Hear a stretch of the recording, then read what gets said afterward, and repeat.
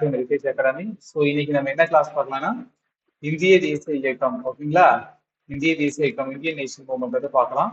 So நம்ம last கிளாஸ்ல வந்து என்ன பார்த்துருப்போம் அப்படின்னா ரவுலட் சத்தியாகிரகம் பார்க்கலாம் அப்படின்னு சொல்லிட்டு நான் நிப்பாட்டியிருப்போம், கரெக்டுங்களா? அது வரைக்கும் எல்லாமே பார்த்துட்டு இருக்கும். ரவுலட் சத்தியாகிரகம் அதை பார்க்கலாம் அப்படின்னு சொல்லிட்டு நான் நிப்பாட்டியிருப்பேன், ஓகேங்களா? அதுக்கு முன்னாடி பாத்தீங்கன்னா நான் உங்களுக்கு சில கொஸ்டின்ஸ் வந்து கொடுத்துருப்பேன், ஆன்சர்ஸ் வந்து நோட் பண்ணிட்டு வர சொல்லி, ஓகேங்களா? ஏன்னா அது வந்து உங்களுக்கு ஒரு ரிவிஷன் மாதிரி இருக்கணும் அப்படின்றதுக்காக. இது வரைக்கும் நம்ம எவ்வளவு கிளாஸஸ் எவ்வளவு பார்த்துருக்கோமோ அது அந்த கிளாஸஸ்ல இருந்தா உங்களுக்கு வந்து நான் கொஸ்டின்ஸே கொடுத்துருப்பேன்.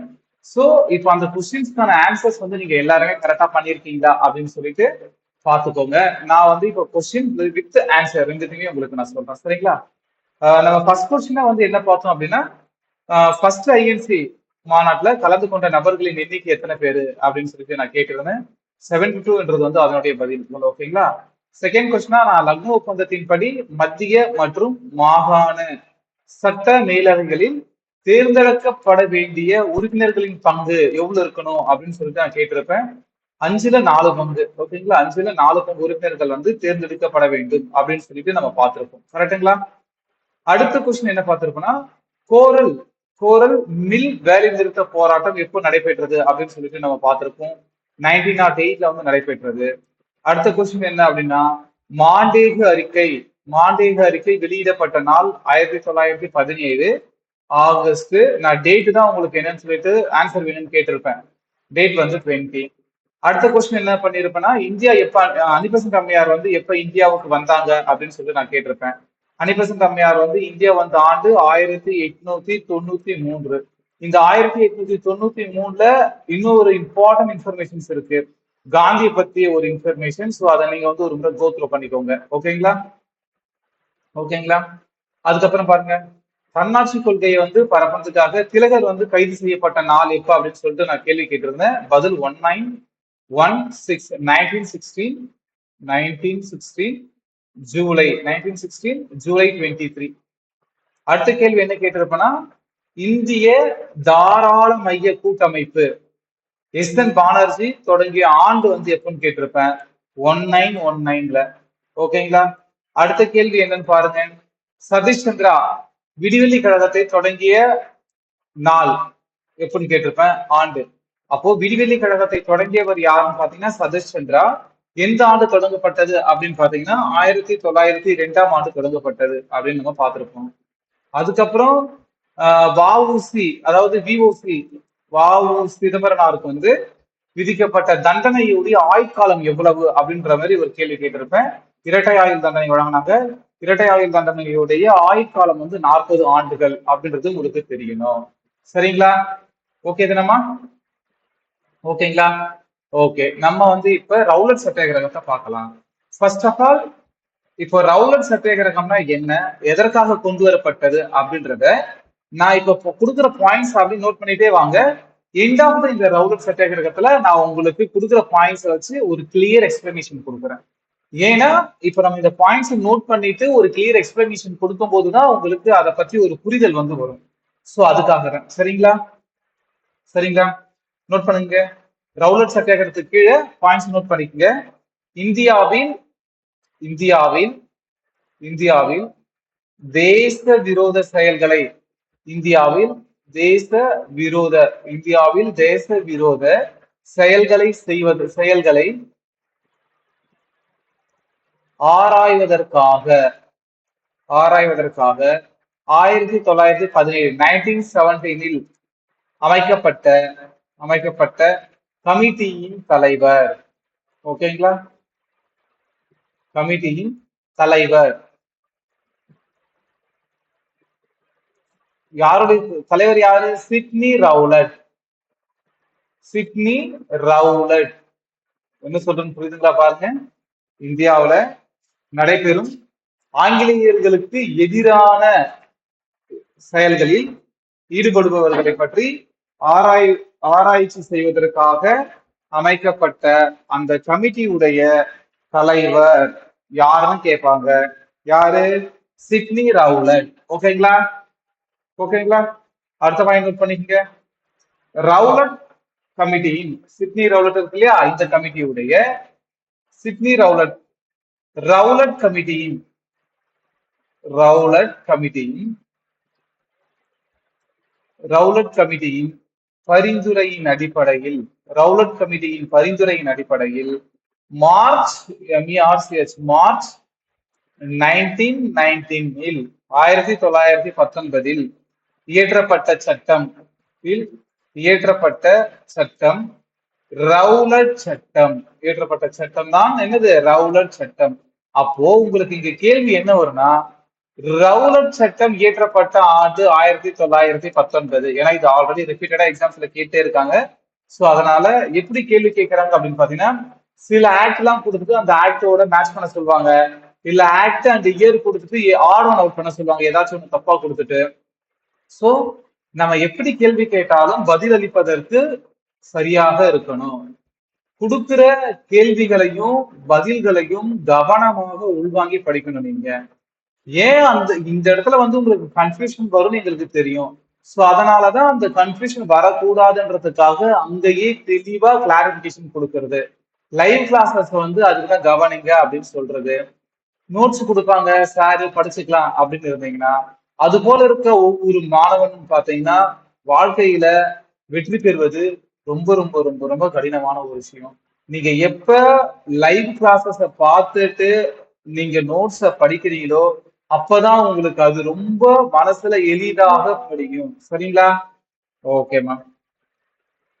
இந்த ரவுலட் சட்டத்தின் முக்கிய கூறுகள் என்ன? ரவுலட் சட்டம் எதற்காக கொண்டு வந்தது உங்களுக்கு தெரியும். எதுக்கு? இந்தியாவில் இருக்க தேசவிரோத செயல்களை ஆராய்வதற்காக கொண்டு வந்ததுதான். இப்ப இந்த ரவுலட் சட்டத்துடைய கூறுகள் என்ன அப்படின்னு கேக்குறாங்க. நோட் பண்ணிக்க. ரவுலட் சட்டத்தின் முக்கிய கூறுகள். ரவுலட் சட்டத்தின் முக்கிய கூறுகள் என்ன அப்படின்னு பாத்தீங்கன்னா, வாரண்ட் இல்லாமல் யாரை வேண்டாலும் கைது செய்யலாம். வாரண்ட் வாரண்ட் இல்லாமல், இப்போ ஒருத்தர் கைது செய்யறதுக்கு வாரண்ட் இருக்கணும்னு அவசியம் இல்லை. இல்லாமல், வாரண்ட் இல்லாமல் யாரையும் யாரையும் கைது செய்யலாம். யாரையும் கைது செய்யலாம். ஓகேங்களா? அடுத்து நோட் பண்ணீங்க. விசாரணை எதுவும் இல்லாமல், ஓகேங்களா, விசாரணை எதுவும் இல்லாமல் சிறையில் அடைக்கலாம். ஓகேங்களா? அப்போ என்ன ஆச்சு? இப்ப ரவுலட் சத்தியாகிரகத்தின் படி, ரவுலட் சத்தியாகிரகத்துடைய ஸ்டேட்மெண்ட், அவங்களுடைய பரிந்துரையின் படி இந்தியாவில யாரை வேணாலும் கைது செய்யலாம். வாரண்ட் இருக்கணும்னு அவசியம் கிடையாது. விசாரணை செஞ்ச பிறகுதான் சிறையில் அடைக்கணும் அப்படின்ற கட்டாயம் எல்லாம் கிடையாது. அப்படின்றதுனால என்ன பண்ணிட்டாங்க இவங்க? இது மாதிரியான முக்கிய கூறுகளை வந்து ரவுலட் சத்தியாகிரகம் கொடுத்ததன் விளைவாக இந்தியாவில் உள்ள மக்களுக்கு வந்து பெரிய அதிருப்தியை வந்து கொடுக்குது. அது எப்படி வாரண்ட் இல்லாம ஒருத்தரை கைது செய்ய முடியும், விசாரணை இல்லாம ஏன் சிறையில் அடைக்கணும்னு சொல்லிட்டு பல்வேறு இடங்கள்ல பல்வேறு போராட்டங்கள் வந்து நடக்குது. இதை எதிர்த்து காந்தி என்ன பண்றாருன்னா, இந்த ரவுலட் சட்டத்தை வந்து கருப்பு சட்டம், அப்படி கருப்பு சட்டம், இந்த ரவுலட் சட்டத்தை வந்து கருப்பு சட்டம் சொல்றாரு. அதுக்கப்புறம் என்ன சொல்றாருன்னா, இது வந்து சாத்தான் சட்டம் அப்படின்னு சொல்றாரு. இந்த சட்டத்தை வந்து எப்படி கேள்வி கேட்பாங்கன்னா, ரவுலட் சட்டத்தை கருப்பு சட்டம் அல்லது சாத்தான் சட்டம் என அழைத்தவர் யாருன்னு கேட்பாங்க. காந்தின்றது உங்களுக்கு தெரியணுமா? ஓகேங்களா? நோட் பண்ணிக்க. நோட் பண்ணிக்க. ரவுலட் சட்டத்தை நோட் பண்ணிக்க. ரவுலட் ரவுலட் சட்டத்தை கருப்பு சட்டம் என அழைத்தவர் யார்? கருப்பு சட்டம் அல்லது சாத்தான் சட்டம் அல்லது சாத்தான் சட்டம், கருப்பு சட்டம் அல்லது சாத்தான் சட்டம் என அழைத்தவர் யார்? காந்தி. ஓகேங்களா? ஏன் இது அப்படி ஆச்சாரன்றது தெரியுது இல்லையா? சொல்றது புரியுதுங்களாமா? அடுத்த பாயிண்ட் நோட் பண்ணீங்க. அடுத்த பாயிண்ட் நோட் பண்ணீங்க. ரவுலட் சட்டத்திற்கு எதிராக, ரவுலட் சட்டம், ரவுலட் சட்டத்திற்கு எதிராக காந்தி, ரவுலட் சட்டத்திற்கு எதிராக காந்தி அறிவித்த போராட்டம் அப்படின்னா என்னன்னா, நான் ரவுலட் சட்டத்தை எதிர்த்து போராட்டத்தில் ஈடுபட போறேன் அப்படின்றதுதான் இதனுடைய பொருள். காந்தி இத்தகைய அழைப்பு எதற்காக கொடுக்கிறாரு? இந்த ரவுலட் சட்டத்தை எதிர்த்து நாங்கள் போராட்டத்தில் ஈடுபட போறோம் அப்படின்றாரு. அவ்வாறு தொடங்கப்பட்ட போராட்டம் தான் ரவுலட் சத்தியாகிரகம். போராட்டம் ரவுலட் சத்தியாகிரகம். ரவுலட் சத்தியாகிரகம். ஓகேங்களா? ரவுலட் சத்தியாகிரகம். அடுத்த பாயிண்ட் பண்ணீங்க. காந்தியின் முதல் தேசிய அளவிலான போராட்டம் தான் ரவுலட் சத்தியாகிரகம். காந்தியின், ஏன்னா இது ஆல்ரெடி உங்களுக்கு ரிப்பீட்டடா எக்ஸாம்பிள் கேட்ட கொஸ்டின். காந்தியின் முதல் தேசிய அளவிலான போராட்டம் எதுன்னு கேட்டிருந்தாங்க. தேசிய அளவிலான போராட்டம் இது ரவுலட் சத்தியாகிரகம். ஓகேங்களா? அடுத்த பாயிண்ட் பண்ணுங்க. ரவுலட் சட்டத்திற்கு எதிராக, அடுத்த பாயிண்ட் பண்ணீங்க, ரவுலட் சட்டத்திற்கு எதிராக 1919 மார்ச் 1919 மார்ச் மாதத்தில் ரவுலட் சத்தியாகிரக சபை, மார்ச் மாதத்தில் ரவுலட் சத்தியாகிரக சபை, ரவுலட் சத்தியாகிரக சபை என்ற அமைப்பை நிறுவியவர் யார்? நிறுவியவர் யார்? காந்தி. நிறுவியவர் காந்தி. ஓகேங்களா? யாரு நிறுவியவரு? காந்தி. நோட் பண்ணீங்க. இந்த ரவுலட் சத்தியாகிரக சபை, நோட் பண்ணீங்க, இந்த ரவுலட் சத்தியாகிரக சபை, புரியுதுங்களா என்ன சொல்றேன்னு? புரியுதுங்களா? இந்த ரவுலட் சத்தியாகிரக சபை அமைக்கப்பட்ட இடம் எங்க அமைக்கிறாரு? பம்பாய். எங்க அமைக்கிறாரு? பம்பாய். இந்த ரவுலட் சத்தியாகிரக சபை அமைக்கப்பட்ட இடம் எங்க? பம்பாய். யார் அமைக்கிறாரு? காந்தி. அடுத்த பாயிண்ட் நோட் பண்ணிட்டு, அடுத்த பாயிண்ட் நோட் பண்ணிட்டு, ரவுலட் சத்தியாகிரக தினமாக, ரவுலட் சத்தியாகிரக தினமாக, ரவுலட் சத்தியாகிரக தினமாக காந்தி முதலில் தேர்ந்தெடுக்கப்பட்ட நாள், காந்தி முதலில் எந்த நாளை தேர்ந்தெடுத்தார்? எந்த நாளை தேர்ந்தெடுத்தார் அப்படின்னு சொல்லிட்டு பாத்தீங்கன்னா 1919 மார்ச் 30. 1919 மார்ச் 30. ஆனா அந்த தினத்துல ரவுலட் சத்தியாகிரக தினமாக கடைபிடிக்கப்பட்டதா அப்படின்னு சொல்லிட்டு பாத்தீங்கன்னா கிடையாது. ஏன்னா காந்தி இந்த ரவுலட் சத்தியாகிரக போராட்டத்திற்கு அவருடைய இந்த சத்தியாகிரக சபையின் மூலமாக எதிர்ப்பு தெரிவிக்கும் வகையில இந்தியாவில் பல்வேறு இடங்களுக்கு சென்று இது மாதிரி ஒரு சட்டம் கொண்டு வந்திருக்காங்க, இது இந்தியர்களுக்கு பாதிப்பை ஏற்படுத்தும், அதனால நான் ஒரு போராட்டம் ஆரம்பிக்க போறேன் அப்படின்னு சொல்லிட்டு இவர் பல்வேறு இடங்கள்ல போயிட்டு இந்த கருத்தை தெரிவிச்சு மக்களை அவருடைய போராட்டத்துல ஈடுபட வைக்கிறாரு. அவ்வாறு காந்தி சென்னைக்கு வந்த பிறகு என்ன ஆகுது? ரவுலட் சத்தியாகிரக தினமாக எதை மாத்துறாங்க? ரவுலட் சத்தியாகிரக அந்த எதிர்ப்பு தினமாக 1919 மார்ச் மாசம் 30 காந்தி சொல்லிட்டு வந்தாரு. சென்னைக்கு வந்த பிறகு அந்த டேட்டை என்ன பண்றாரு? 1919 ஏப்ரல் மாதம் 6 மாத்துறாரு. காந்தி சென்னை பயணத்திற்கு பிறகு, காந்தி சென்னை பயணத்திற்கு பிறகு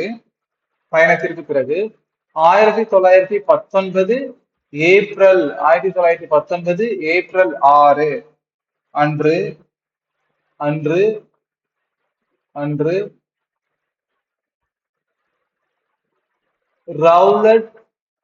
ரவுலட் சத்தியாகிரக தினமாக மாற்றினார்.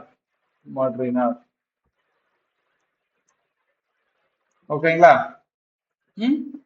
ஓகேங்களா? அடுத்த பாயிண்ட் நோட் பண்ணிக்க. அடுத்த பாயிண்ட் நோட் பண்ணிக்கமா. அடுத்த பாயிண்ட் நோட் பண்ணிக்க. ரவுலட் சத்தியாகிரகத்தில், அடுத்த பாயிண்ட் நோட் பண்ணிக்க, ரவுலட் சத்தியாகிரகத்தில் பெருமளவு பங்கேற்றோர் யாருன்னு பாத்தீங்கன்னா தொழிலாளர்களும் கைவினை கலைஞர்களும். இந்த ரவுலட் சத்தியாகிரக போராட்டத்துல காந்தி அழைப்பு விடுறாரு. இந்த காந்தியுடைய அழைப்புல யார் யாரெல்லாம் கலந்து கொண்டாங்க அப்படின்னு பாத்தீங்கன்னா தொழிலாளர்கள், கைவினை கலைஞர்கள், விவசாயிகள், இவங்கதான் கலந்துக்கிறாங்க. கற்றறிந்த மக்கள், வசதி உயர்ந்த மக்கள் யாருமே என்ன பண்ணல? அந்த போராட்டத்துல ஈடுபடல. ஓகேங்களா? அடுத்த பாயிண்ட் நோட் பண்ணீங்க. ரவுலட் சத்தியாகிரக போராட்டத்தில்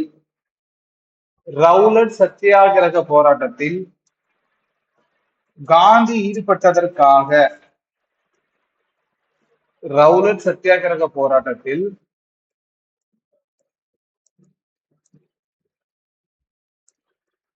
காந்தி ஈடுபட்டதற்காக காந்தி கைது செய்யப்பட்ட இடம்.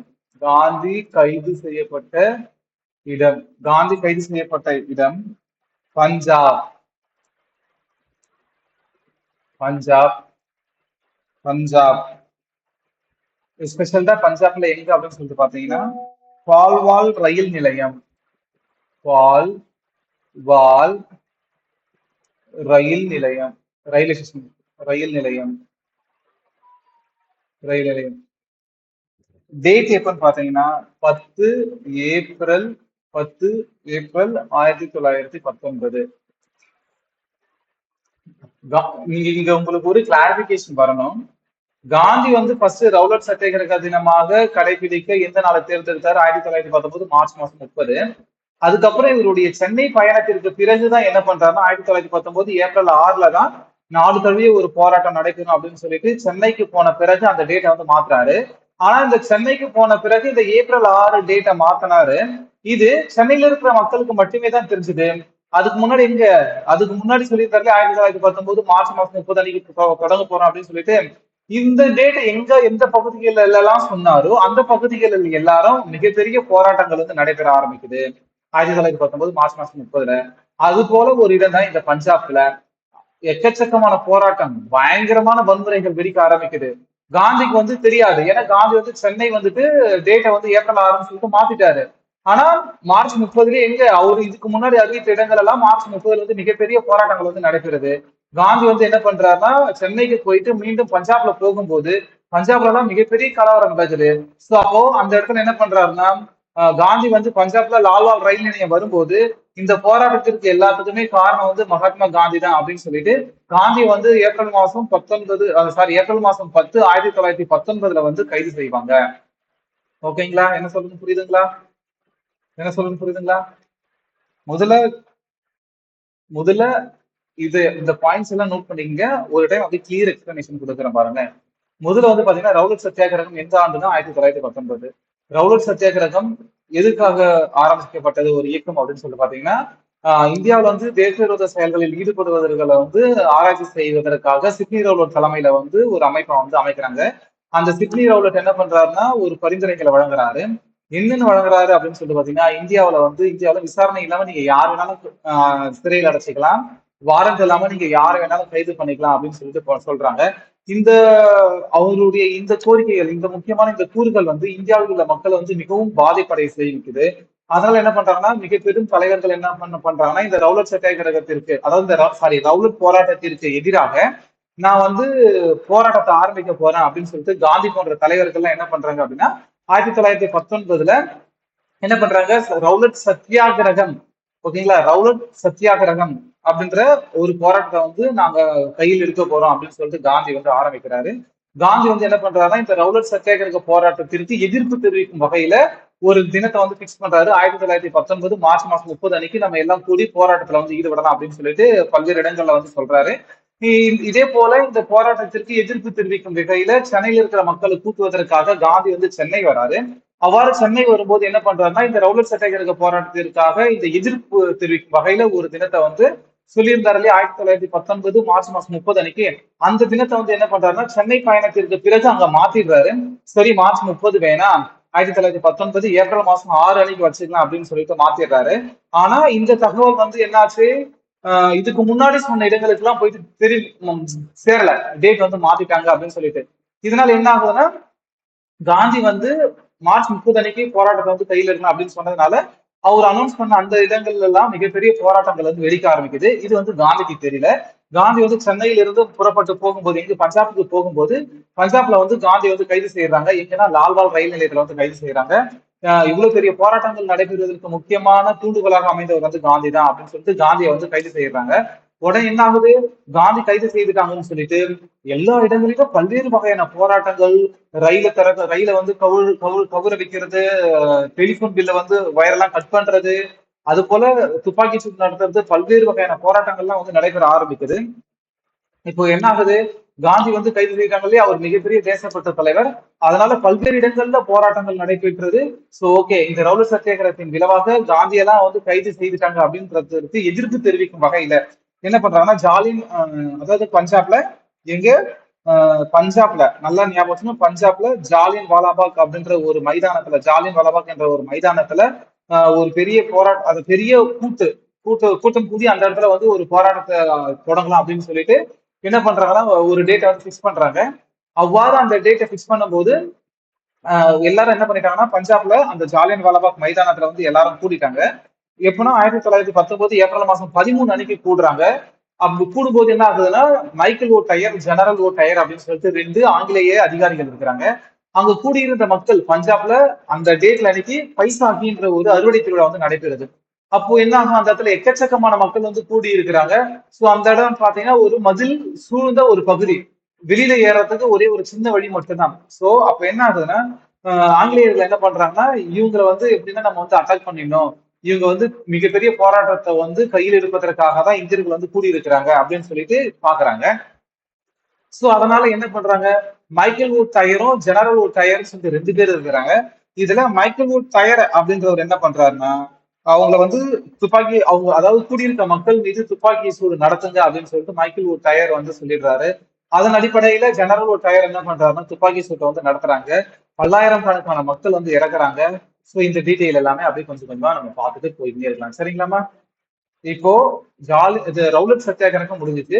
இந்த ரவுலட் சத்தியாகிரகத்திற்கு எதிர்ப்பு தெரிவிக்கும் வகையில தான், அதாவது ரவுலட் சத்தியாகிரகத்தின் விளைவாக கைது செய்யப்பட்ட மக்களுக்கு எதிர்ப்பு தெரிவிக்கும் வகையில பஞ்சாப்ல ஜாலியன் வாலாபாக் என்ற ஒரு மைதானத்துல இத்தகைய போராட்டம், மிகப்பெரிய துயர சம்பவம் வந்து நடைபெறுது. சோ நம்ம இப்ப அதை பத்தி பார்க்கலாம். நோட் பண்ணுங்க, ஜாலியன் வாலாபாக் படுகொலை. நோட் பண்ணுங்க, ஜாலியன் ஜாலியன் வாலா ஜாலியன் வாலாபாக் ஜாலியன் வாலாபாக் படுகொலை.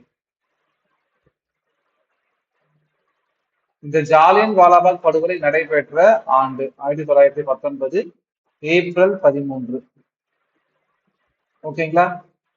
நமக்கு இந்திய தேசிய காங்கிரஸை பொறுத்த வரைக்கும், அதாவது இந்தியன் நேஷனல் மூவ்மெண்ட்டை பொறுத்த வரைக்கும், எவ்வளவுக்கு எவ்வளவு ஆசிரியர்கள் சொல்றத நீங்க மனசுல வாங்கி நோட்ஸ் படிக்கிறீங்களோ, அப்பதான் அந்த பாயிண்ட்ஸ் எல்லாமே உங்களுக்கு புரிய வரும். சரிங்களா? அதனால கவனமா படிங்க. சொல்ற பாயிண்ட்ஸ கவனமா நோட்ஸ் எடுங்க. சரிங்களாமா? நோட் பண்ணுங்க.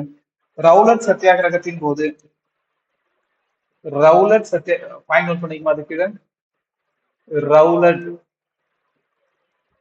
ரவுலட் சத்தியாகிரகத்தின் போது பஞ்சாபில் பஞ்சாபில் கைது செய்யப்பட்ட கைது செய்யப்பட்ட தலைவர்கள் கைது செய்யப்பட்ட தலைவர்கள் doctor Satyapal doctor Satyapal doctor Satyapal, இன்னொருத்தர் வந்து சைபுதீன் கிச்லு. ஒருத்தர் சத்யபால், டாக்டர் சத்யபால், இன்னொருத்தர் வந்து சைபுதீன் கிச்லு. சைபுதீன் கிச்லு ஸ்பெல்லிங் பார்த்துங்க. சைபுதீன் கிச்லு. இதுல இவர் வந்து லாயர். ஓகேங்களா? இவர் வந்து லாயர், இவர் வந்து டாக்டர். ஓகேங்களா? அவர் வந்து லாயர், இவர் வந்து லாயர். இப்போ ரவுலட் சத்தியாகிரக போராட்டத்தின் விளைவாக பஞ்சாப்ல கைது செய்யப்பட்ட முக்கியமான காங்கிரஸ் தலைவர்கள் வந்து டாக்டர் சத்யபால் மற்றும் சைபுதீன் கிச்லு. இவர்களை கைது செய்ய இவர்களை கைது செய்வதற்கு இவர்களை கைது செய்வதற்கு ஆணையிட்டவர் இவர்களை கைது செய்வதற்கு ஆணையிட்டவர் மைக்கேல் மைக்கேல் ஓ மைக்கேல் ஓ டயர் மைக்கேல் ஓ டயர். தலைவர்கள், காங்கிரஸ் தலைவர்கள், இப்படி காங்கிரஸ் தலைவர்கள் கைது செய்யப்பட்டதை எதிர்த்து காங்கிரஸ் தலைவர்கள் கைது செய்யப்பட்டதை எதிர்த்து நடைபெற்ற ஆர்ப்பாட்டத்தில் நடைபெற்ற ஆர்ப்பாட்டத்தில் போலீஸ் தடியடியால் போலீஸ் தடியடியால் இறந்தவர்களுக்கு இரங்கல் தெரிவிக்கும் விதமாக இரங்கல் கூட்டம் இரங்கல் கூட்டம் ஏற்பாடு செய்யப்பட்ட இடம் ஏற்பாடு செய்யப்பட்ட இடம் நோட் பண்ணிங்க. பஞ்சாப்ல பஞ்சாப்ல அமிர்தசரஸ் பஞ்சாபில அமிர்தசரஸில் பஞ்சாபில் உள்ள அமிர்தசரஸில் ஜாலியன் வாலாபாக் ஜாலியன் வாலாபாக் மைதானம் ஓகேங்களா. ஜாலியன் வாலாபாக் மைதானம் டேட் போட்டுருக்கு 1919 ஏப்ரல் 13 ஏப்ரல் 13. அன்னைய நாள் வந்து பைசாகி திருவிழா. பஞ்சாப்ல பைசாகின்றது வந்து ஒரு அறுவடை திருவிழா. சாரி வெயிட் பண்ணுங்க. பைசாகி என்ற அறுவடை திருவிழா. இப்ப நமக்கு எப்படி பொங்கல்லாம் வருது அது போல அவங்களுக்கு பைசாகி என்ற அறுவடை திருவிழா. ஓகேங்களா ஓகேங்களாமா. அடுத்த பாயிண்ட் நோட் பண்ணீங்க. ஜாலியன் வாலாபாக் அடுத்த பாயிண்ட் நோட் பண்ணீங்க. ஜாலியன் வாலாபாக் மைதானத்தில் ஜாலியன் வாலாபாக் மைதானத்தில் கூடியிருந்த கூடியிருந்த ஆயிரம் கணக்கான மக்கள் மீது ஆயிரம் கணக்கான மக்கள் மீது ஆயிரக்கணக்கான மக்கள் மீது துப்பாக்கி சூடு துப்பாக்கி துப்பாக்கி சூடு நடத்த ஆணையிட்ட ராணுவ அதிகாரி ஆணையிட்ட ராணுவ அதிகாரி ஓகேங்களா. ராணுவ அதிகாரி யாரு? ரெஜினால்டு டயர் ரெஜினால்டு டயர் ஓகேங்களா. ரெஜினால்டு டயர் இந்த துப்பாக்கி சூட்டை நடத்தியவர் இங்கு துப்பாக்கி சூட்டை நடத்தியவர் மைக்கேல் ஓ டயர் மைக்கேல் ஓ டயர் ஓகேங்களா. மைக்கேல் ஓ டயர் இங்க பலாயிரம் கணக்கான மக்கள் வந்து கூடியிருந்தாங்க. துப்பாக்கி சூட்டு நடந்ததன் விளைவாக மக்கள் வந்து அங்கும் இங்கும் ஓடி கீழும் மேலும் வந்து பலாயிரம் கணக்கான மக்கள் வந்து இருந்ததாக தகவல்கள் வந்து தெரிவிக்கிறாங்க. ஓகேங்களா. ஆனா அரசு தகவலின்படி துப்பாக்கி சூட்டில் துப்பாக்கி சூட்டில் அரசு தகவலின்படி அரசு தகவலின்படி இறந்தவர்களின் எண்ணிக்கை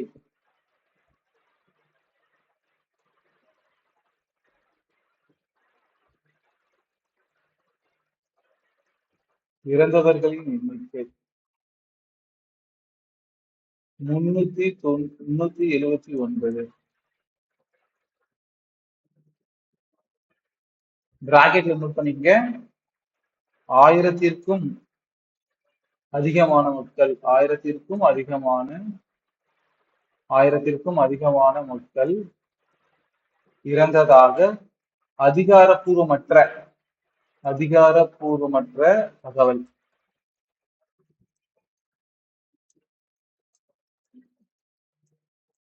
பிராக்கெட் க்ளோஸ் பண்ணிருங்க. ஓகேங்களா. துப்பாக்கி சூட்டில்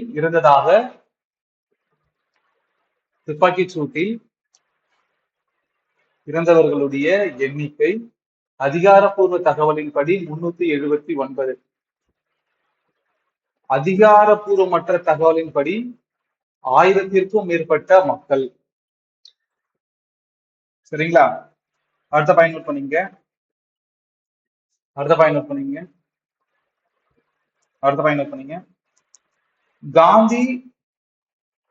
காந்தி ரவுலட் சத்தியாகிரக போராட்டத்தை காந்தி ரவுலட் சத்தியாகிரக போராட்டத்தை போராட்டத்தை நிறுத்திக் கொள்வதாக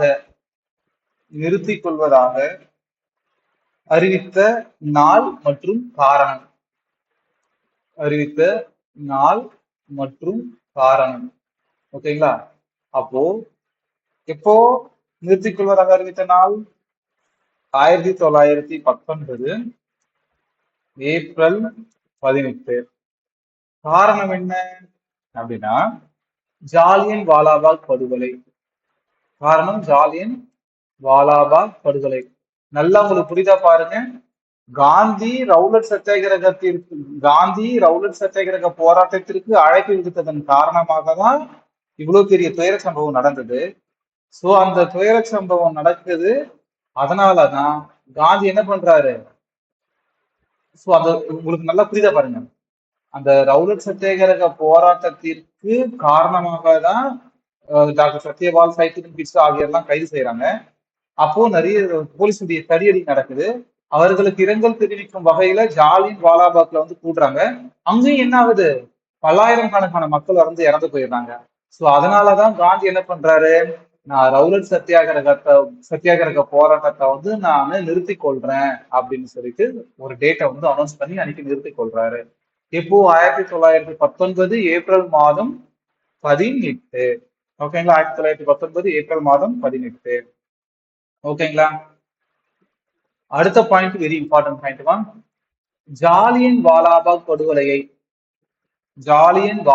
படுகொலையை விசாரிக்க அமைக்கப்பட்ட கமிட்டி. இது வெரி வெரி இம்பார்ட்டன்ட். ஆல்ரெடி இது கேட்ட கொஸ்டின்.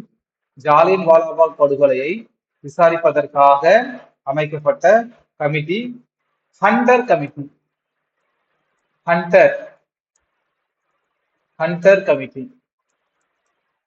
ஹண்டர் கமிட்டி அமைக்கப்பட்ட நாள் 1919 அக்டோபர். ஓகேங்களா? அறிக்கை சமர்ப்பித்த நாள். அப்போ ஜாலியன் வாலாபாக் படுகொலையை பற்றி விசாரிப்பதற்காக அமைக்கப்பட்ட கமிட்டி ஹண்டர் கமிட்டி 1919 அமைக்கிறாங்க. அது எப்ப அறிக்கையை சமர்ப்பிக்குது? 1920 மே மாசம் 1920 மேல தனது அறிக்கையை வந்து சமர்ப்பிக்கிறது.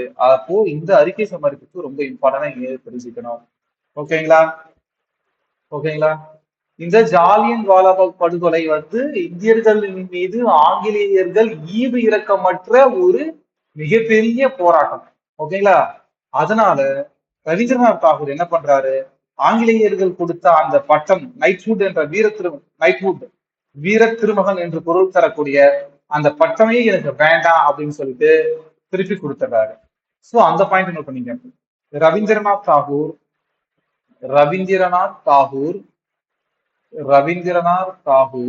நல்லா நோட் பண்ணீங்க. ரவீந்திரநாத் தாகூர் ஜாலியன்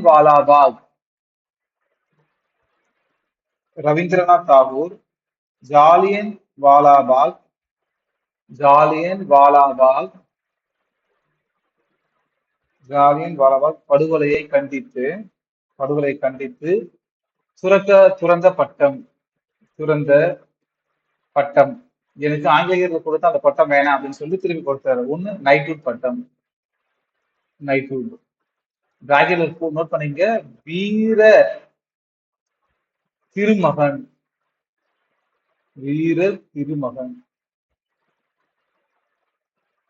ஓகேங்களா? சொல்றது புரியுதா பாருங்க.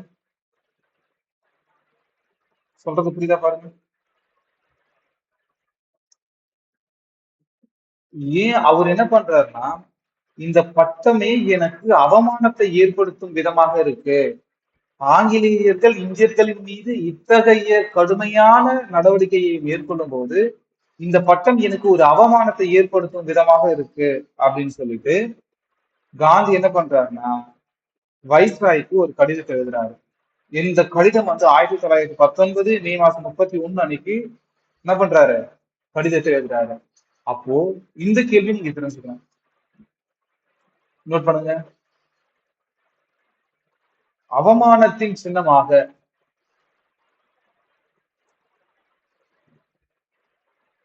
அவமானத்தின் சின்னமாக அவமானத்தின் சின்னமாக விளங்கும் இந்த பட்டத்தை துறப்பதாக துறப்பதாக வைஸ்ராய்க்கு வைஸ்ராய்க்குனா என்ன வைஸ்ராய்னா யாரு ஆளுநர் வைஸ்ராய்க்கு கவர்னர் வைஸ்ராய்க்கு கடிதம் எழுதிய நாள் இது வெரி வெரி இம்பார்ட்டன்ட் கடிதம் எழுதிய நாள் 1990 மே 31st. மைக்கேல் டயர் யாருன்னு தெரியும், ரெஜினால்டு டயர் யாருன்னு தெரியும். ரெஜினால்டு டயர் தான் துப்பாக்கி சூட்டு நடத்துங்க அப்படின்னு சொல்லிட்டு ஆர்டர் கொடுத்தது வந்து ரெஜினால்டு டயர். துப்பாக்கி சூட்டை நடத்தியவர் வந்து மைக்கேல் டயர். ஓகேங்களா, இப்போ அவங்கள பத்தி பார்ப்போம். ரெஜினால்டு டயர் ரெஜினால்டு டயரின் மரணம். ரெஜினால்டு டயருடைய மரணம் 1927 வந்து இறந்து போவாரு. ரீசன் வந்து பக்கவாதம். ரீசன் என்ன? பக்கவாதம். மைக்கேல் டயர் மைக்கேல் ஓ டயர் மைக்கேல் ஓ டயர் லண்டனில் லண்டனில் காக்ஸ்டன் அரங்கத்தில் காக்ஸ்டன் ஹால்ல அரங்கத்தில் காக்ஸ்டன் அரங்கத்தில் சுட்டுக் கொன்ற சீக்கிய இளைஞர் உத்தம் சிங். உத்தம் சிங் மிகப்பெரிய போராளி. அவரை பத்தி நம்ம அடுத்த கிளாஸ்ல பார்ப்போம் கிளியரா டீட்டெயிலா. 1940 மார்ச் 13. ஓகேங்களா, மார்ச் 13. இப்போ உத்தம் சிங்ன்றது வந்து மிகப்பெரிய போராளி. அந்த உத்தம் சிங்குடைய பேரண்ட்ஸ் யாரு, எங்க வளர்ந்தாரு, என்னன்ற டீட்டெயில நம்ம ரொம்ப டெப்தா பார்க்கணும். சரிங்களா, இப்போதைக்கு உத்தம் சிங் வந்து வளர்ந்த காப்பகம் எதுன்னு பாருங்க. ஏன்னா உத்தம் சிங் வந்து பாத்தீங்கன்னா பெற்றோர்கள் வந்து யாரும் தெரியாது. சோ அவர் வந்து ஒரு காப்பகத்துல தான் வளர்ந்தாரு. அந்த காப்பகத்துல வளரும் போது ஆங்கிலேயர்களுடைய கொடுமைகளை வந்து அவர் வந்து எப்படி சொன்னாரு பார்த்தாரு. அந்த ஆங்கிலேயருடைய கொடுமைகளை இவரே அனுபவிச்சிருக்காரு. சோ அதனாலதான் என்ன பண்றாருன்னா அந்த மைக்கேல் ஓ டயரை ஈவு இரக்கமின்றி லண்டன்ல கான்ஸ்டன் அரங்குல சுற்றுவாங்க. சரிங்களா, சுற்றுவார். யாரு சுற்றுவாருன்னா உத்தம் சிங் என்றவர் தான் சுடுவாரு. உத்தம் சிங் வளர்ந்த காப்பகம் நோட் பண்ணுங்க. உத்தம் சிங் வளர்ந்த உத்தம் சிங் வளர்ந்த காப்பகம். உத்தம் சிங் வளர்ந்த காப்பகம் கல்சா ஆதரவற்றோர் காப்பகம்.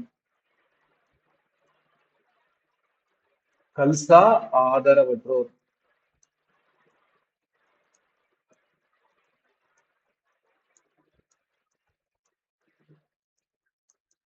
கல்சா என்று அழைக்கக்கூடிய ஆதரவற்றோர் காப்பகத்துல தான் அவர் வளருவாரு. ஓகேங்களா, இந்த கல்சா ஆதரவற்றோர் காப்பகம் ஆரம்பிக்கப்பட்ட வருடம் நோட் பண்ணீங்க 1904. ஆரம்பிக்கப்பட்ட இடம் 1904 பஞ்சாப்ல. பஞ்சாப்ல அமிர்தசரஸ். பஞ்சாப்ல அமிர்தசரஸ் போட்டுருங்க. ஏன் நான் இந்த டீட்டெயிலா போட சொல்றேன்னா இந்த கல்சா ஆதரவற்றோர் காப்பகம் ஆரம்பிக்கப்பட்ட ஆண்டுன்னு கேட்டா நீங்க ஈஸியா போடணும். அதே போல ஆரம்பிக்கப்பட்ட இடம் எங்கன்னு கேட்டா பஞ்சாப்ல அமிர்தசரஸ் அப்படின்றது உங்களுக்கு தெரியணும். சரிங்களா, சரிங்களாமா. இப்போ ஒரு ஆங்கிலேயரை வந்து உத்தம் சிங் வந்து சுட்டு கொண்டுட்டாரு. சோ அதனால உத்தம் சிங்க வந்து ஆங்கிலேயர்கள் வந்து சும்மா விடுவாங்களா? மாட்டாங்க. அப்போ உத்தம் சிங் என்ன பண்றாங்க? கைது செய்யறாங்க. கைது செய்து சிறையில் அடைக்கிறாங்க. சிறையில் அடைக்கும் போது எந்த சிறையில் அடைக்கிறாங்கன்னா லண்டன்ல பென்டோன் வில்லோ அப்படின்ற ஒரு சிறையில வந்து அடைக்கிறாங்க. அப்போ என்ன பண்றாங்க? உத்தம் சிங் வந்து ஒரு கோரிக்கை வந்து வைக்கிறாரு. என்னை தூக்கிலிடும் போது நீங்க என்னுடைய கண்ணை வந்து மூடாம திறந்தே வைங்க அப்படின்னு சொல்லிட்டு, நான் இறக்கும் போதும் என்னுடைய கண்கள் வந்து என்னுடைய தாய்நாட்டை வந்து பார்த்தபடியாக தான் இறக்கணும் அப்படின்னு சொல்லிட்டு அதுக்கு ஆங்கிலேயர்கள் வந்து மறுப்பு தெரிவிக்கிறாங்க. அடுத்த கோரிக்கை என்ன வைக்கிறாரு அப்படின்னு சொல்லிட்டு பாத்தீங்கன்னா, உத்தம் சிங் வந்து நான் இறந்த பிறகாச்சு என்னுடைய உடல்ல என்னுடைய தாய் நாட்டிற்கு கொடுத்துருங்க அப்படின்னு சொல்லிட்டு கேக்குறாங்க, சொல்றாரு. ஆனா உத்தம் சிங்குடைய உடல் என்ன பண்றாங்க, துண்டு துண்டாக வெட்டி என்ன பண்றாங்க, எரிச்சிடுறாங்க. ஏன் சொல்றாருன்னா, உத்தம் சிங் நான் இறந்த பிறகும் என்னுடைய தாய் நாட்டினுடைய தாய் மண் என் உடல் மீது சுமந்து கொண்டு நான் சாக வேண்டும் அப்படின்னு சொல்லிட்டு உத்தம் சிங் வந்து கேட்கிறாரு. ஆனா ஆங்கிலேயர்கள் என்ன பண்றாங்கன்னா, உத்தம் சிங்க துண்டு துண்டாக வெட்டி எரிச்சு சாம்பலை கரைச்சிடுறாங்க. அப்போ உத்தம் சிங்குடைய எந்த ஒரு ஆசையுமே, அவருடைய எது அந்த ஆசைகள் சொன்னாங்க இல்லையா, அவருடைய கோரிக்கைகள் எதையுமே வந்து ஏற்றுக்கொள்ள நிராகரிக்கப்படுது. ஓகேங்களா. இப்போ உத்தம் சிங்க நல்லா பண்ணீங்க. உத்தம் சிங் உத்தம் சிங்குடைய இயற்பெயர் என்னன்னு இருக்குங்க. உத்தம் சிங்கின் இயற்பெயர், உத்தம் சிங்குடைய இயற்பெயர் உத்தம் சிங்குடைய இயற்பெயர் சேர் சிங். உத்தம் சிங்குடைய இயற்பெயர் சேர் சேர் சிங். ஓகேங்களா. உத்தம் சிங்குடைய இயற்பெயர் சேர் சிங். உத்தம் சிங் உத்தம் சிங் தூக்கிலிடப்பட்ட சிறை, வெரி இம்பார்ட்டன்ட், ஆல்ரெடி இது கேட்டிருக்காங்க. உத்தம் சிங் தூக்கிலிடப்பட்ட சிறை. உத்தம் சிங் தூக்கிலிடப்பட்ட சிறை பின்தோன் வில்லோ சிறை. பின்தோன் பெண் தோன் பென்டோன் வில்லோ சிறை. பென்டோன் வில்லோ சிறை. இது எங்க இருக்கு அப்படின்னு பாத்தீங்கன்னா லண்டன்ல இருக்கு. இது எங்க இருக்கு அப்படின்னா லண்டன். இது எங்க இருக்கு, லண்டன். உத்தம் சிங் தூக்கிலிடப்பட்ட நாள், உத்தம் சிங் தூக்கிலிடப்பட்ட நாள் 1940 ஜூலை 31. ஓகேங்களா. 1940 ஜூலை 31. ஓகேங்களா. அடுத்த பாயிண்ட் நோட் பண்ணீங்க. இந்த நிகழ்ச்சிக்கு பிறகு இந்த நிகழ்ச்சிக்கு பிறகுதான் இந்த நிகழ்ச்சிக்கு பிறகு இந்த நிகழ்ச்சிக்கு பிறகுதான் ஜவஹர்லால் நேரு ஜவஹர்லால் நேரு சுதந்திர போராட்டத்தில் தன்னை தீவிரமாக ஈடுபடுத்திக் கொண்டார். தீவிரமாக ஈடுபடுத்தி கொண்டார். சொல்றது புரியுதா? சொல்றது புரியுதா பாருங்க. இந்த நிகழ்ச்சிக்கு பிறகுதான் என்ன பண்றாங்க, ஜவஹர்லால் நேரு அவர்கள் சுதந்திர போராட்டத்தில் தன்னை தீவிரமாக ஈடுபடுத்தி கொண்டார். அடுத்து நம்ம பார்க்க போறது என்ன அப்படின்னா கிலாபத் இயக்கம். அடுத்து நம்ம பார்க்க போறது என்ன, கிலாபத் இயக்கம். நோட் பண்ணுங்க. கிலாபத் கிலாபத் இயக்கம்.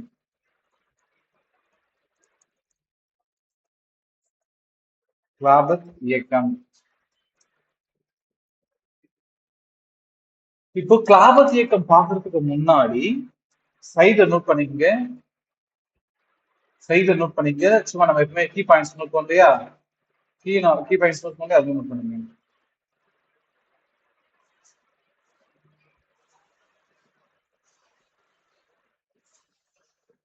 காந்தியை காந்தியை மகாத்மா என அழைத்தவர். காந்தியை மகாத்மா என அழைத்தவர் யாரு? ரவீந்திரநாத் தாகூர் மற்றும் பாரதியார். காந்திய மகாத்மா காந்தி என அழைத்தவர் யார்னா ரவீந்திரநாத் தாகூர் மற்றும் பாரதியார்.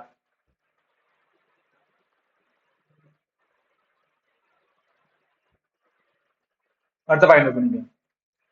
காந்தியை தேச தந்தை அல்லது தேசப்பிதா. காந்தியை தேச தந்தை அல்லது தேசப்பிதா என அழைத்தவர் என அழைத்தவர் நேதாஜி. நேதாஜி சுபாஷ் சந்திர போஸ். ஓகேங்களா. நோட் பண்ணிக்கோங்க. நோட் பண்ணிக்கங்க. காந்தி முதலாக, அடுத்த கீ பாயிண்ட்ஸ் நோட் பண்ணீங்க. கீ பாயிண்ட்ஸ் நோட் பண்ணீங்க. காந்தி முதல் முறையாக சென்னைக்கு வருகை புரிந்த நாள் அல்லது ஆண்டு. காந்தி முதலாக சென்னைக்கு வருகை தந்த ஆண்டு 1860. காந்தி முதலாக சென்னைக்கு வருகை புரிந்த ஆண்டு 1860. காந்தி அவருடைய வாழ்நாள்ல எத்தனை முறை சென்னைக்கு வந்திருக்காரு ரொம்ப அட்வான்ஸா போய் தெரிஞ்சுக்கணும்னா, காந்தி 20 முறை, காந்தி தனது வாழ்நாளில் 20 முறை சென்னைக்கு வருகை புரிந்தார். இது ரொம்ப இம்பார்ட்டன்ட், ரொம்ப அட்வான்ஸா தெரிஞ்சுக்கணும்னு நினைக்கிறவங்களுக்கு. வருகை புரிந்தார். ஓகேங்களாமா? ஓகேங்களா? இப்போ கிளாபத் இயக்கம்ன்றத நோட் பண்ணுங்க. சப்டைட்டில் நோட் பண்ணுங்க. கிளாபத் இயக்கம். ஓகேங்களா? கிளாபத் இயக்கத்துல நம்ம இப்ப என்னெல்லாம் பார்க்க போறோம்னா, பாயிண்ட்ஸ் நோட் பண்ணீங்க. பாயிண்ட்ஸ் நோட் பண்ணி முடிச்ச பிறகு கிளாபத் இயக்கம்னா என்ன அப்படின்றத நான் சொல்றேன். சரிங்களா? கிளாபத் இயக்கம் நோட் பண்ணுங்கம்மா. கிளாபத் இயக்கம்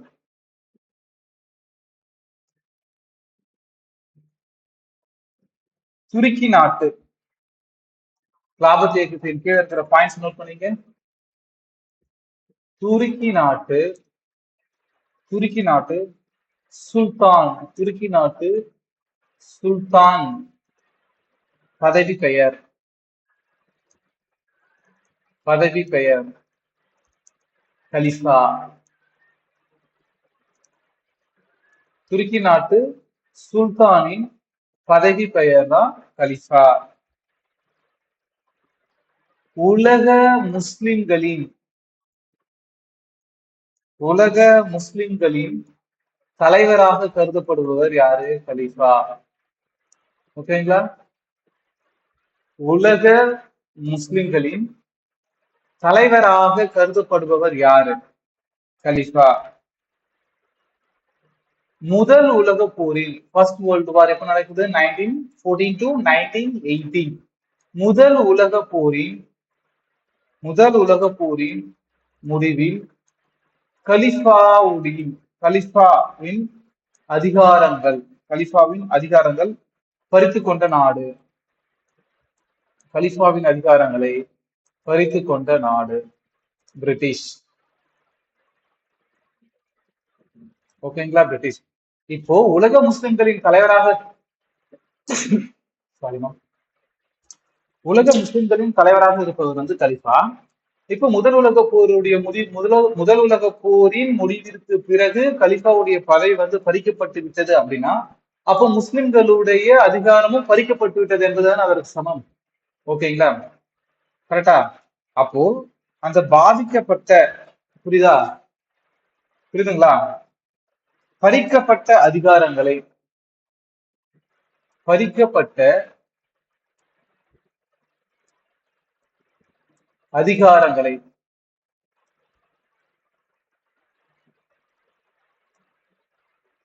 பறிக்கப்பட்ட அதிகாரங்களை மீண்டும் வழங்க கோரி,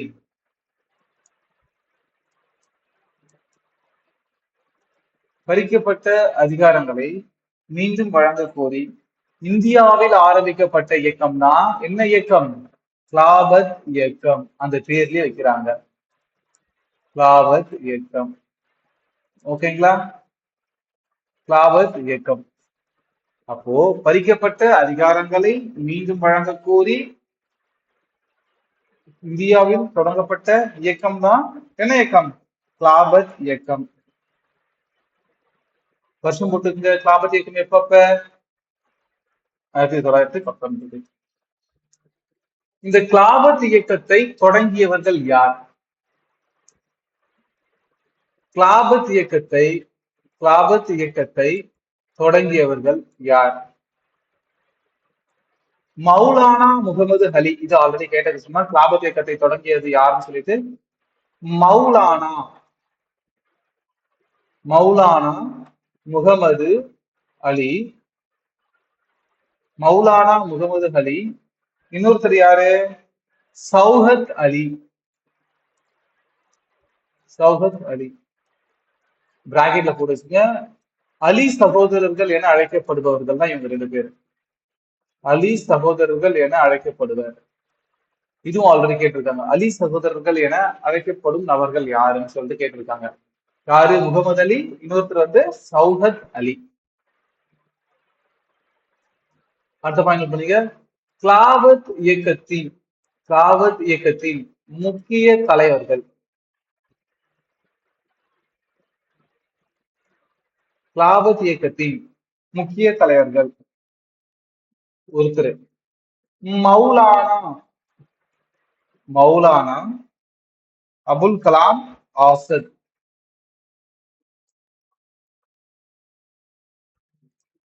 மௌலானா அபுல் கலாம் ஆசத். இரண்டாவது நபர் நோட் பண்ணீங்க. சையது அதுல்லா ஷா புகாரி. சையது அதுல்லா சையது அதுல்லா ஷா புகாரி. மூன்றாவது நபராக M A Ansari. M A Ansari. நான்காவது ஷேக் ஷேக் சௌஹத் ஷேக் சௌஹத் அலி சித்திக். ஓகேங்களா? அப்போ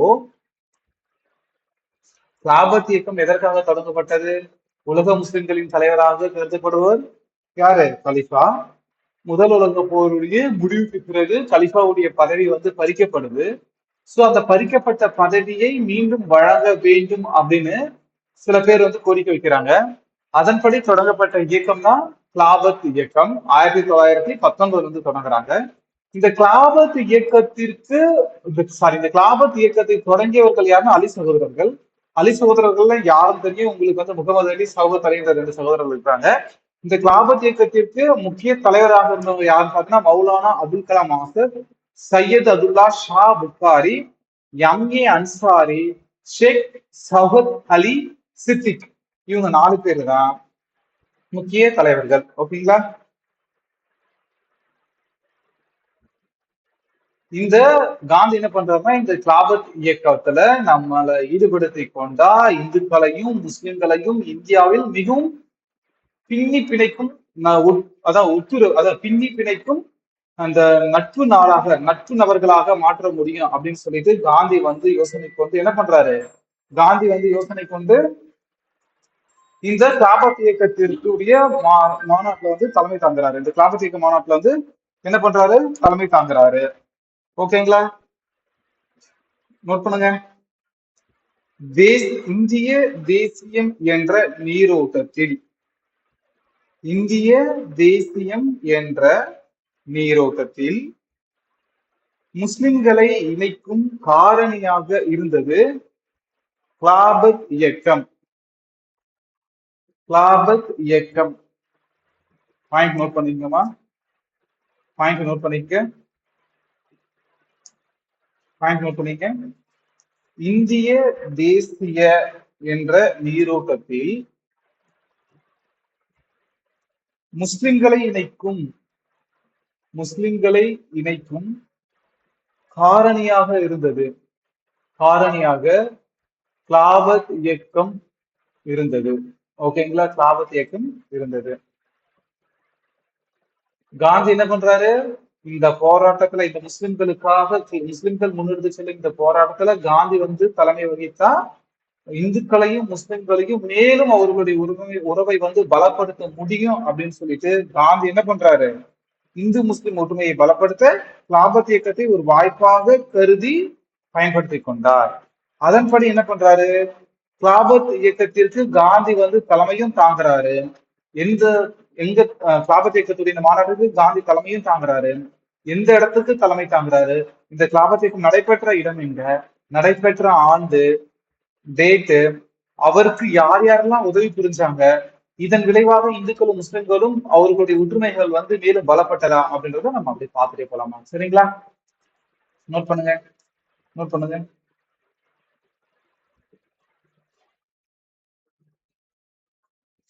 இந்து முஸ்லிம் ஒற்றுமையை இந்து முஸ்லிம் ஒற்றுமையை பலப்படுத்த கிளாபத் இயக்கத்தை கிளாபத் இயக்கத்தை ஒரு வாய்ப்பாக கருதியவர் காந்தி. ஒரு வாய்ப்பாக கருதியவர் காந்தி.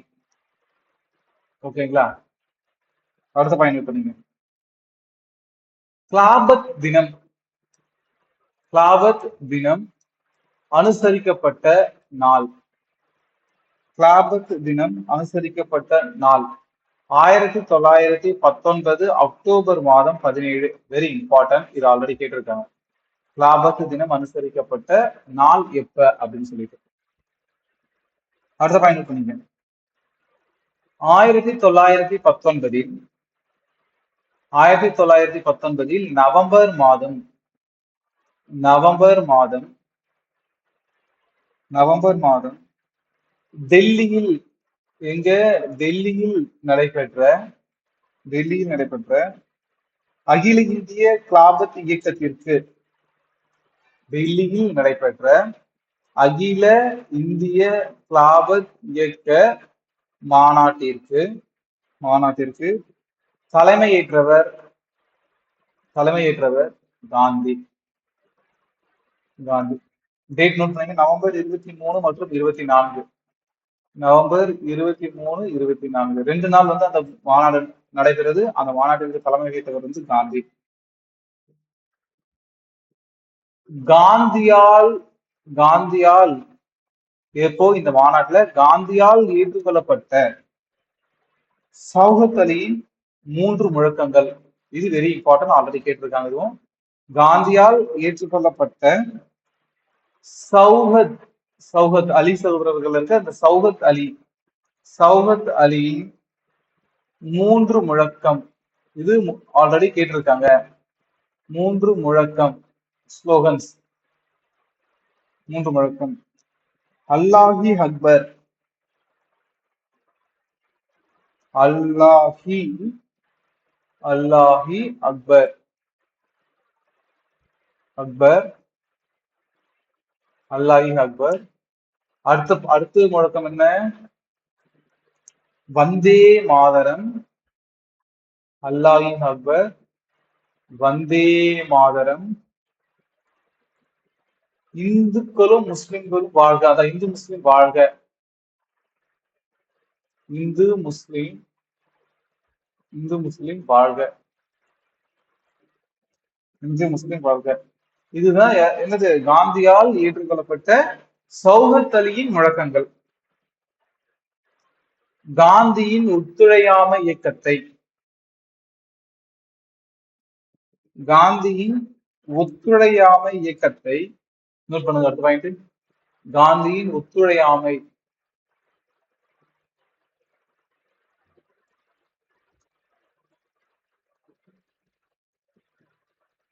காந்தியின் ஒத்துழையாமை இயக்கத்தை ஏற்றுக்கொள்வது என்று ஏற்றுக்கொள்வது என்று ஏற்றுக்கொள்வது என்று முடிவு செய்த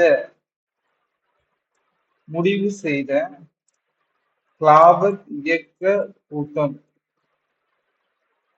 1920 ஜூன் 9. அடுத்த பாயிண்ட் பண்ணுங்க. மார்ச் மார்ச் 1920 பாரிஸில் பாரிஸ் பாரிஸில் பாரிஸில் முகமது அலி தூதராக முகமது அலி பாரிஸில் முகமது அலி தூதரக அதிகாரியிடம்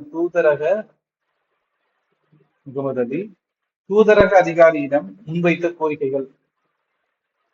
தூதரக அதிகாரியிடம் முன்வைத்த கோரிக்கைகள்.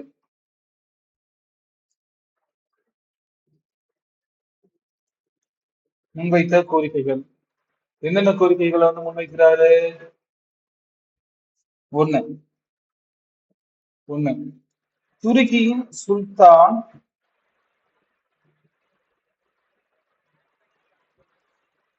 துருக்கியின் சுல்தான் கலிஃபா துருக்கியின் சுல்தான் கலிஃபா இடையூறின்றி இடையூறின்றி பதவி வகிக்க வேண்டும். பதவி வகிக்க வேண்டும். அடுத்து இஸ்லாமிய புனித தலங்கள் இஸ்லாமிய புனித தலங்கள் இஸ்லாமிய புனித தலங்கள் சுல்தானிடம் சுல்தானிடம் ஒப்படைக்கப்பட்டு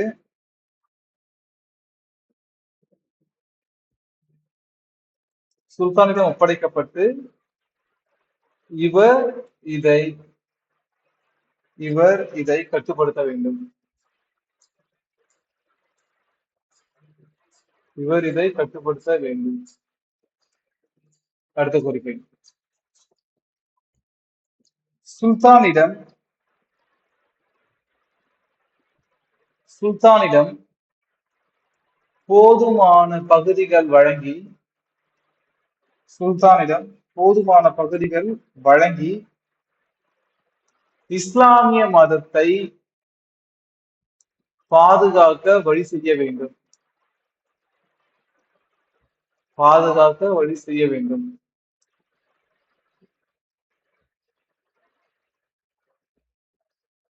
ஓகேங்களா?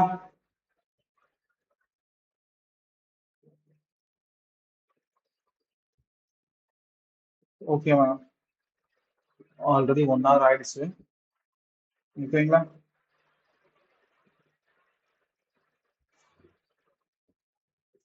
சரி, அடுத்த ஒரு ஒரு பாயிண்ட்ஸ் மட்டும் நோட் பண்ணுங்க.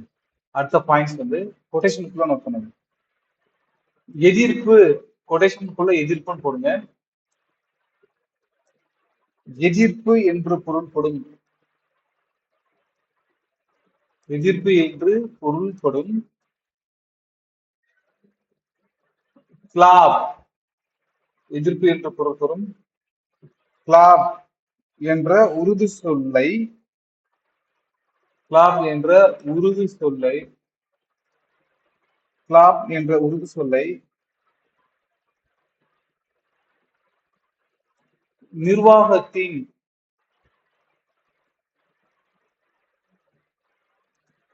நிர்வாகத்தின் எதிரான நிர்வாகத்தின் எதிரான அடையாளமாக அடையாளமாக பயன்படுத்தியவர்கள் உத்தரப்பிரதேச முஸ்லிம்கள், யூபி முஸ்லிம்கள்.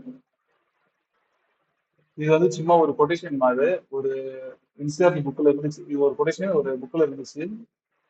ஸோ அதனால இது இந்த கொட்டேஷன் வந்து நம்ம இன்கேஸ் எக்ஸாம்ஸ்ல கேட்டா என்ன பண்றதுன்றதுக்காக தான் நான் உங்களுக்கு கொடுத்துருக்கேன். ஓகேங்களா?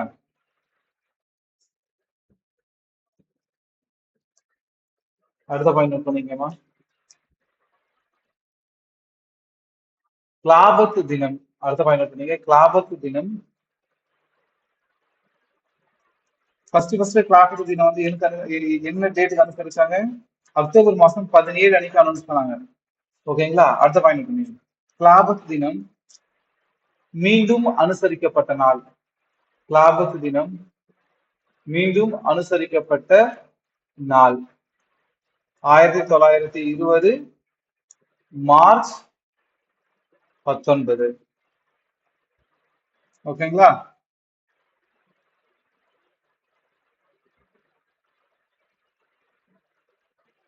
அடுத்த பாயிண்ட் நோட் பண்ணீங்க. கிளாபத் இயக்கம் கிளாபத் இயக்கம் அடுத்த பாயிண்ட் நோட் பண்ணீங்க. கிளாபத் இயக்கம் இந்தியாவில் முடிவுக்கு வந்த ஆண்டு. இந்தியாவில் முடிவுக்கு வந்த ஆண்டு 1922. கிளாவத் இயக்கம் முடிவுக்கு வர காரணம். கிளாவத் இயக்கம் முடிவுக்கு வர காரணம். 1. ஒத்துழையாமை இயக்கம் முடிவுக்கு வந்தது. 2. துருக்கி மக்கள் முஸ்தபா கமல் பாஷா முஸ்தபா கமல் பாட்ஷா முஸ்தபா கமல் பாட்ஷா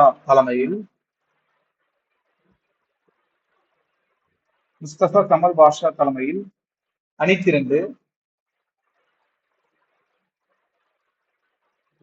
அணிதிரண்டு கலிஃபா என்ற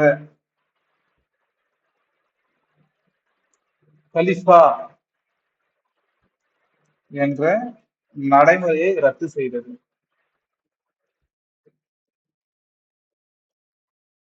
ஓகேங்களா? இதுதான் கிளாவத் இயக்கம் முடிவுக்கு வருவதற்கான காரணங்கள். இப்போ மோஸ்ட் ஆஃப் ஆல் காரணங்கள்லாம் வந்து எக்ஸாம்ஸ்ல பாயிண்ட் பண்ணி கேட்க மாட்டாங்க. இன்சிடென்ட் என்ன, இயர் என்ன, அதுதான் உங்களுக்கு வந்து எக்ஸாம்ஸ்ல வந்து ஃப்ரேம் ஆகும். சரிங்களா? நம்ம அடுத்து என்ன பார்க்கணும் அப்படின்னா ஒத்துழையாமை இயக்கம். அடுத்து நம்ம என்ன பார்க்கணும்? ஒத்துழையாமை இயக்கம். நோட் பண்ணுங்க. ஒத்துழையாமை இயக்கம்.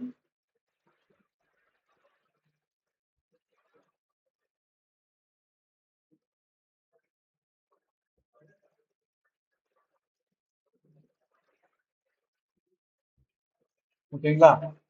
ஸோ ஆல்ரெடி டைம் ஆயிடுச்சுமா. சரி, எனக்கு நெக்ஸ்ட் கிளாஸ் இருக்கு. ஸோ இந்த ஒத்துழையாமை இயக்கத்தை வந்து நம்ம நெக்ஸ்ட் கிளாஸ்ல வந்து பார்க்கலாம். இப்போ எனக்கு வேற ஒரு செஷனுக்கு வந்து கிளாஸ் டைம் ஆயிடுச்சு. Okay, thank you ma'am.